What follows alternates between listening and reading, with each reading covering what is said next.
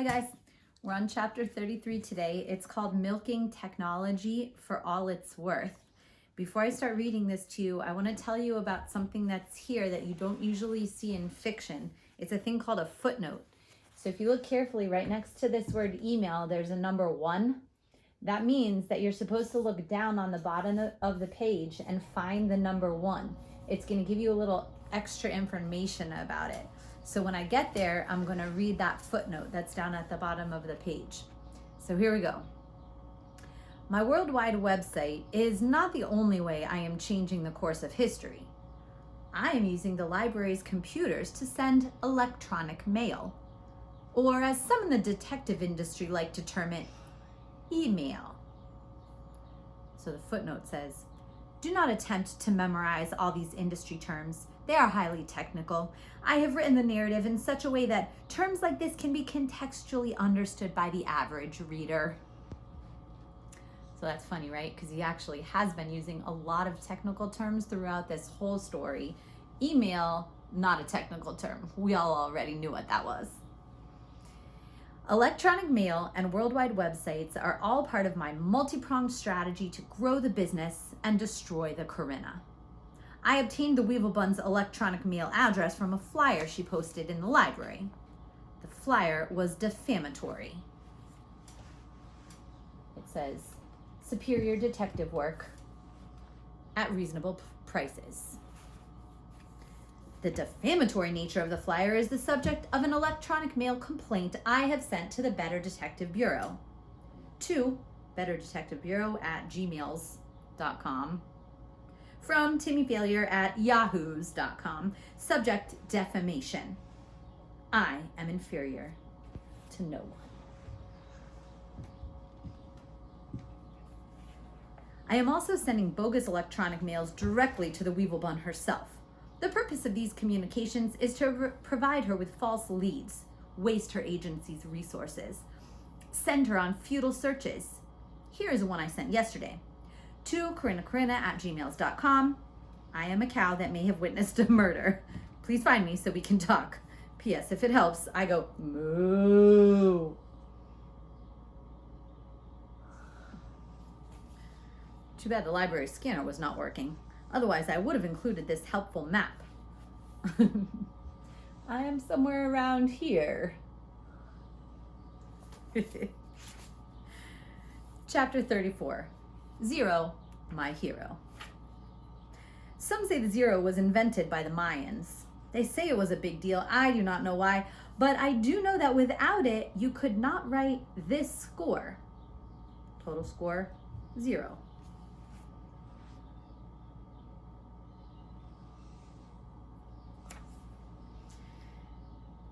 That's our group English test. The one Rollo was worried about. Well, the most recent one he was worried about anyway.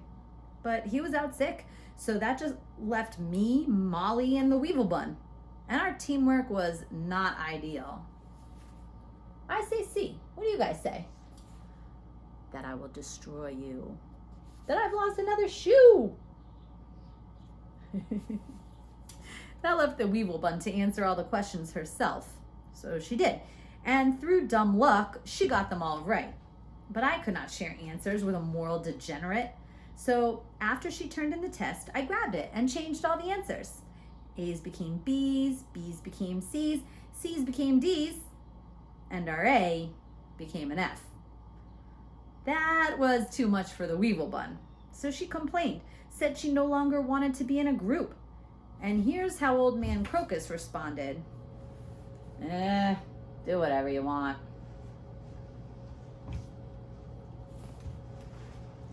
The man is crumbling. I don't know what part of the educational system finally did him in, but I do have an educated guess. Hello? That guess is about the only part of me that is educated right now, because Crocus has given up. No more parent-teacher conferences, no more calling me Captain Thickhead, no more putting me with the smart kids. Now he just sits around his desk reading travel guides, sometimes in a palm tree shirt.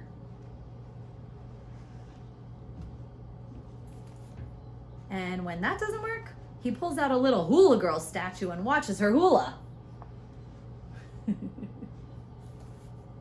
He doesn't even seem to be bothered by the moral stand I took against the degenerate Weevilbun on the latest group test.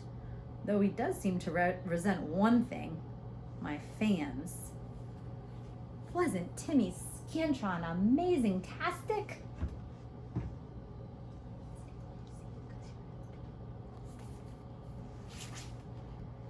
Chapter 35, Raisin Heck. When a bowler gets 3 strikes in a row, it is called a turkey. Here's another bowling turkey.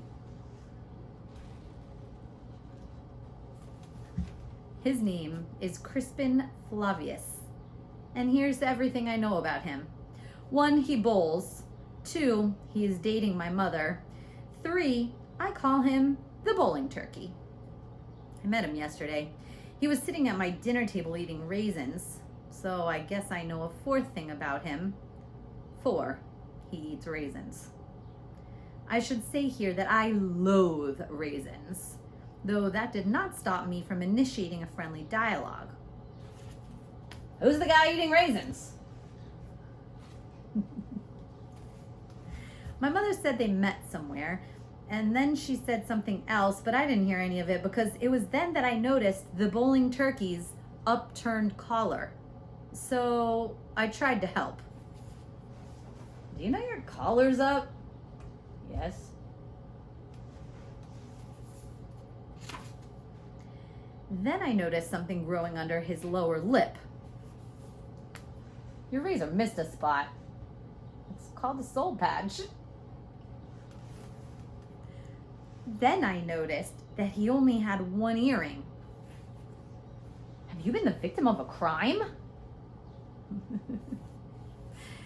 Disturbed by our exchange, I retreated to the bathroom to record an accurate assessment of him in my detective log. I dislike him more than raisins. When I returned to the dinner table, I was met with silence. I looked at my mother. Crispin would like it if you take your hat off for dinner, she said. Gentlemen don't wear hats to dinner, he added. I responded as best I could. Shut your mouth, you lover of raisins! Oh, Timmy. That was not received well. So my mother sent me to my room. But I don't have a room. I have a fold-out couch.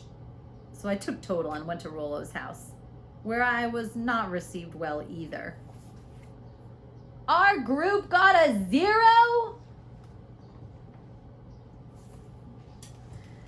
Chapter 36, Eureka. There's no point in trying to explain a principled stand to Rollo. So the next time I see him, I bring him a gift. You gave me a poster of you. Hope you enjoy it. To further lift his spirits, I bring up the Molly Moskins case. I don't really want his input, but it makes him feel good. I can't do this right now, Timmy. You've ruined my GPA. So you think I should arrest her? I think I need to study. If I don't, no shoe is safe, and God knows what she'll do with toilet paper. Rollo closes his book and turns to look at me. If I tell you what I think is happening, will you let me study? I lock my hands behind my head and laugh. Okay, big guy, shoot. Molly Moskins likes you. She wants you to spend time with her, so she hides her own shoes and pretends that they're stolen. I laugh so hard I have trouble catching my breath. Sorry about that, I tell him. It's just hard sometimes to listen to the musings of amateurs. Fine, I told you what I think. Now can you go? I have 10 minutes before I have to go meet my tutor. His evil tutor. I thought the Weevilbun came here, I say. It's not for tutoring. She left something the last time she was here. I told her I'd return it. Then let me follow you. Knowing where she lives is vital intelligence. I don't even know where she lives, he says. I'm meeting her at a coffee shop. You're a traitor and a fiend, I tell him. So what did she leave? Her backpack, he says. I look at the backpack. It has an aura of badness. You should burn it to cleanse the room, I tell him. I'm going to the bathroom, he says. When I come back, can you please be gone? So he walks out, leaving me with the backpack. I don't want to rifle through it, but it's obvious that Rollo's departure is a subtle signal for me to do just that.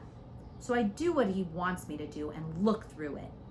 And all I find are stupid school books and pencil cases and scarves.